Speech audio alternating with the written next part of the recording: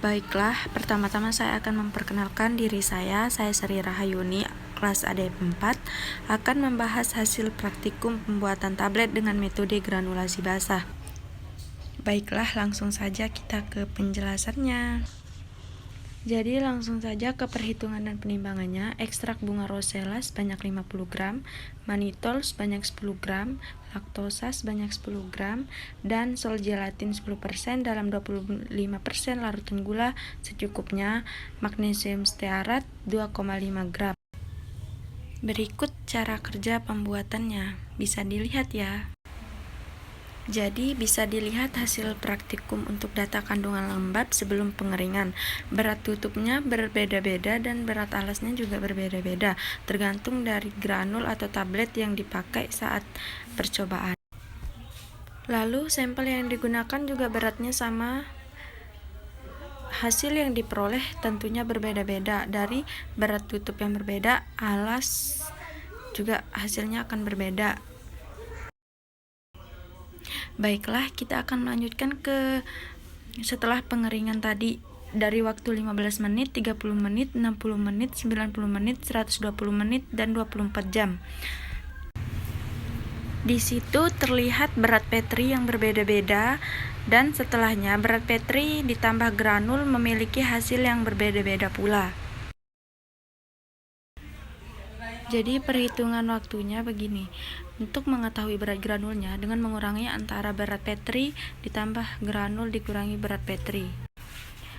Jadi pada waktu 15 menit berat Petri ditambah granul menghasilkan 180,90 gram. Selanjutnya pada waktu 60 menit berat Petri ditambah granul menghasilkan 112,4 gram. Selanjutnya pada waktu 90 menit berat Petri ditambah granul menghasilkan 106,44 gram. Pada waktu 120 menit berat Petri ditambah granul menghasilkan 109,82 gram. Pada waktu 24 jam berat Petri ditambah granul menghasilkan 117,42 gram. Baiklah, selanjutnya akan menghitung rumus MC dari tiap waktu yang telah digunakan. Pertama, dengan menghitung MC dengan waktu 15 menit, berat granul awal dikurangi berat granul 24 jam dibagi berat granul 24 jam dikali 100. Lalu MC yang dihasilkan ialah 13,41% pada waktu 15 menit.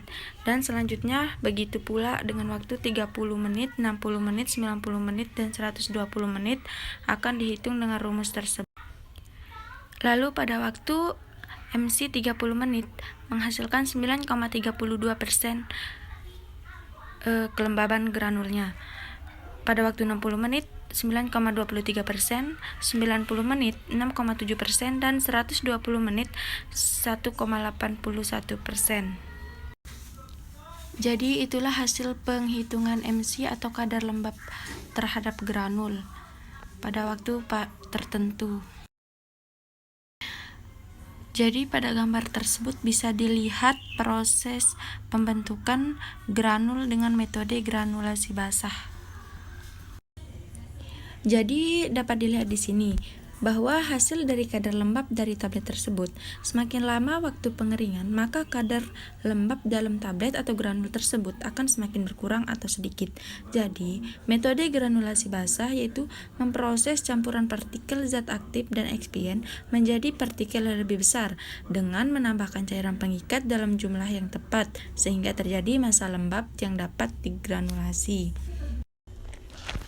Jadi kesimpulannya juga pembuatan tablet dengan metode granulasi basah ini memerlukan pengawet karena salah satu bahannya itu air. Terus pada saat pengeringan menggunakan hopper juga harus merata untuk menghindari tidak sempurnanya pengeringan.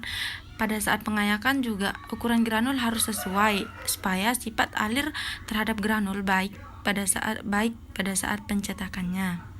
Sekian dari saya. Mungkin ada salah kata yang saya ucapkan, mohon dimaafkan. Wassalamualaikum warahmatullahi wabarakatuh.